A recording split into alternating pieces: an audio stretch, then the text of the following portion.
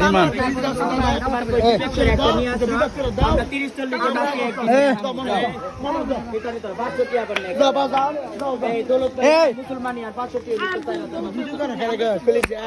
করতেছি তোমরা 500 টাকা নিলে না 5,000 সব জায়গায় কে কারণ হুট করে 500 টাকা হইলে চলে 500 টাকা শেষ 500 টাকা যা দাও গাইছে না না না না আর ডাংডা লইয়া না না এর কেডা গেছে